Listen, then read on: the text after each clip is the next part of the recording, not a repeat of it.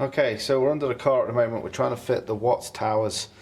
It's quite a labour-intensive process, but you take it nice and easy, you can get it done. It just takes a little bit of time.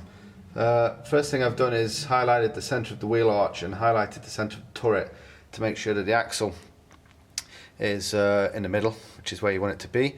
Then you want to play with the lateral movement to make sure that the axle is square within the shell, so it's not sticking out one side too far. Once you've got that, it'd be ideal to set your ride height. That's a little bit difficult for me right now because I don't have the wheels, I don't have the tyres.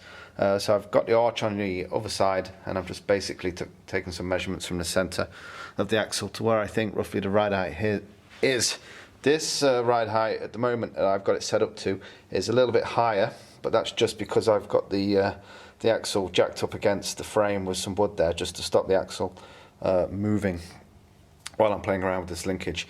So what you're going to get in the kit, you're going to get the Watts towers, you're going to get a long side and a short side. The long side is going to be the side that you want your exhaust on. So on this car, with the exhaust coming out of the driver's side, the right hand side or the off side, the exhaust is going to be running down the right hand side of the car up over the top of the axle here, and as it goes up over the axle you want it to go up over the link bar as well. So the long side is going to be the exhaust side, short side non-exhaust side. If you're not sure, or you've got a car where you're changing engines, I've seen cars, I think the Motorsports Tools Escort Mark II's got two long towers, basically this so they can change the link bar setup to suit the exhaust. But on this car we've got the long box on the right side.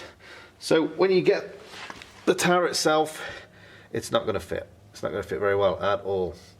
So you're going to have to chip away basically with a grinder and Linischen disc or cut-off disc, basically taking tiny little slivers out of your boxes until you get them to fit where you want them to fit. So at the moment you can see the gap there is just a little bit bigger because I've got to press it in when I tack it up, but it's taken me about an hour to get this far. Basically the box is kind of meeting the chassis rails, it's meeting the boot floor, comes all the way around, and you can see with an inclinometer just to make sure that the box is square as well.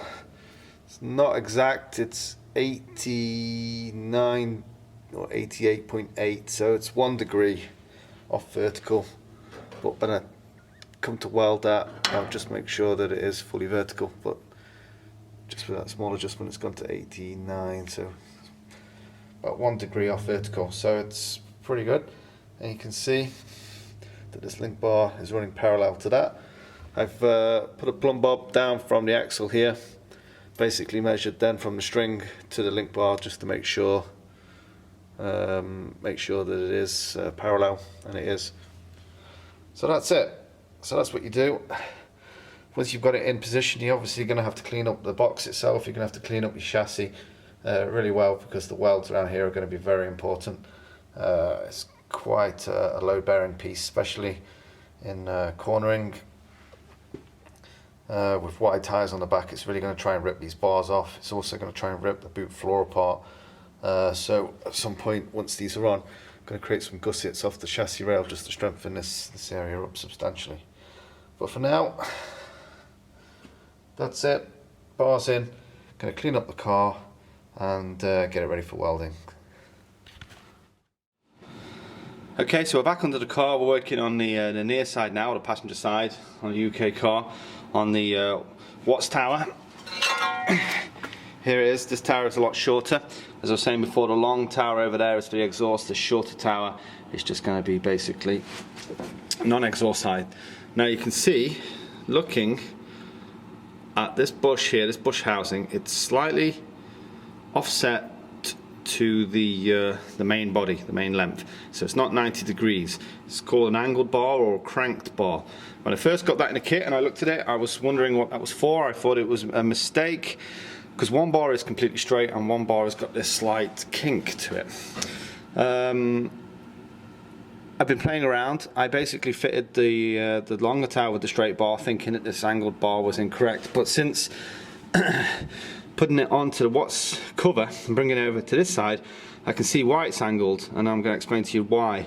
Basically, the boot floor is not symmetrical. The bulge in the boot floor here is a little bit more towards the rear of the car than it is on the other side over there. So what happens is, this bracket, which has got the cutouts, again not perfect, we're going to make that fit. So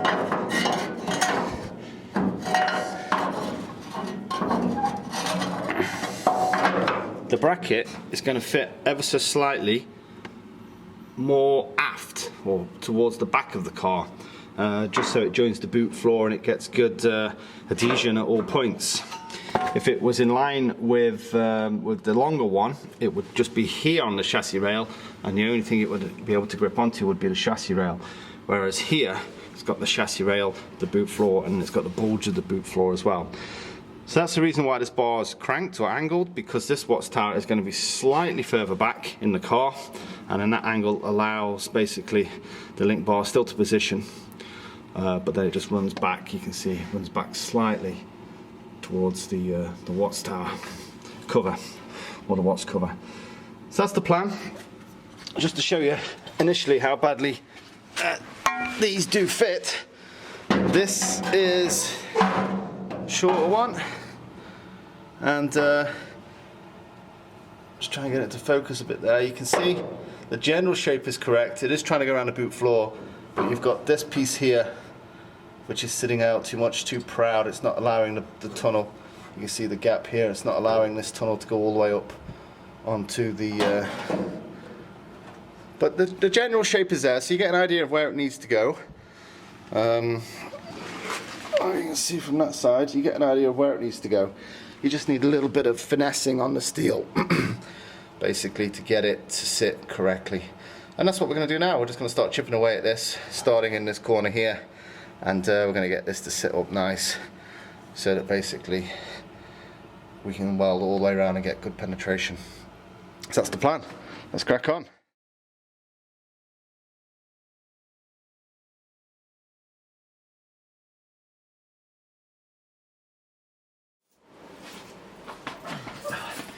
Here I am, still lying on the floor underneath the car. We finally got this the shortened tower in. It's been a bit of a job, a bit of a chore. The last 5 hours it's taken me pretty much to get that shaped up. Very much trial and error. You have to keep chipping away at it until you get it into the right position. And once you get it into the right position, you've got to get it to the right height so that these bars are parallel. And then once you're in that position, you can go ahead and tack it in. It's not easy. If you're looking for a way to kill 5 hours of your life, then I would recommend it. But if you don't want to do that, then I would probably take up golf or something like that. So the towers are just tacked in at the moment. As you can see, the link bars are parallel. This is kind of off center. The axle is set to mid position, mid travel position, which is pretty much ride height.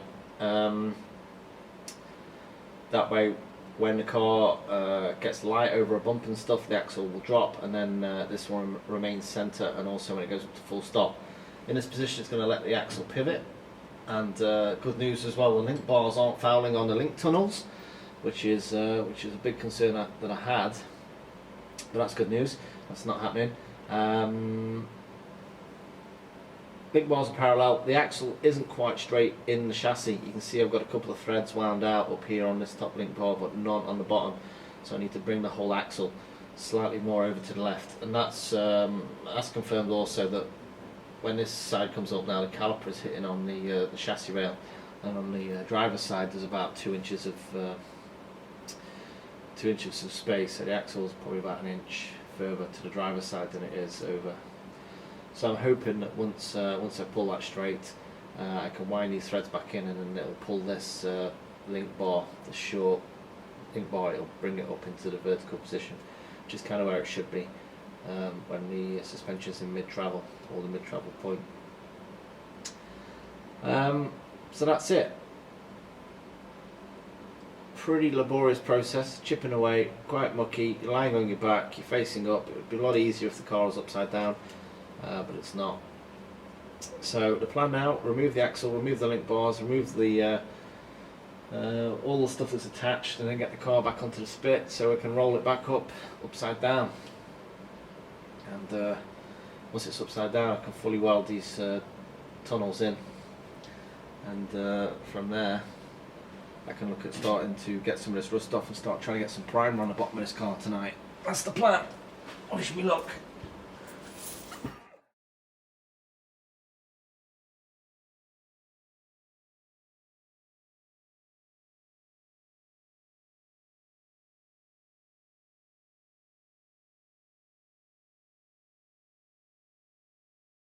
Car's on its jig, 10 minutes just to get that up. Got it on its side, so now you can see more clearly what we're working with. So they're all in place, tacked in, but we've got to basically finalise the welds all around there, and then we're going to have to make some gussets coming off the chassis rail onto here just to make sure that that's not going to move. Same on both sides. The longer watch tube now on the driver's side is all welded up. So basically got good weld around the cutout for the diff, and then also around the strongest part, which is the chassis leg, both sides up into there as well, and then up. So basically it's just the underside to do here, but when I flip the car over, same with the shorter leg on the inside there, once I roll the car over, be able to get a better view on them and weld that up. So now I'm going to work on the supports. Can't do too much on this side because of the axle position is going to be kind of here, so maybe just a small triangle here, and then mainly a big triangle on this side just to make sure that it doesn't move. Perfect. I fully welded around the shorter mount. We've got difficult weld down here because this is quite thin, this is very thin, and this is probably 2 mil. Very difficult to weld that, and then right up into the crevice, and then you can see I've started to build the reinforcement. Just got some plate, put 2 triangles, one that side, and then capped it off with a plate, and that's just going to add some more surface area here and here just to strengthen this. This is basically going to try and pull up, pull away, and if there's no reinforcement it's going to start to pull away at the boot floor. It's even going to rip here, or because this is quite thin steel, it's going to try and pull the floor down. So I angled them in with the bracket itself just to oppose any force basically. That's going to have to try and basically grow that out, kind of triangulate it a little bit just to add some more strength. Just going to do a very small one this side as well, just in that section there. Don't want to go too far on this side because then you get into the axle and the brakes, but a very small triangle here as well just to reinforce that. Another day, another dollar. So progressing from yesterday, basically where I just triangulated this section here, just quickly banged this out this morning. Just a very small triangular section, just comes down, joins to that, just adds a little bit more surface area here. I don't think that's going to go anywhere in a while. It is the shorter box, so the leverage on that is nowhere near the amount that's going to be on this box down here. I have the car back on the level. Just finished linking this box here, taller box. Went with a small triangle towards the front and a slightly larger one to the back. You can see. Just got to weld this side up now, which is why I brought the car up off its side. Just got to weld around here, and then them boxes are done. You can just see the inside there as well. 2 little triangles. Perfect. Okay, that's the Watts Towers welded in. I don't really have any footage of the welding completely, so I'm just inserting some pictures here. But you can see they're welded all around the sport bars and the triangulation. It's all gone quite well. Happy with that.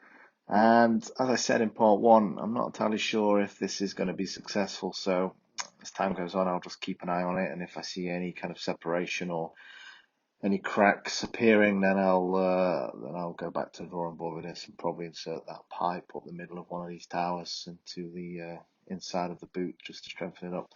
But you know, I'm doing this for the first time. I have no idea really what I'm doing, so we'll just see what happens. But that's it for this video. Thanks for watching. If you like, subscribe and stay tuned for the next one. Thank you.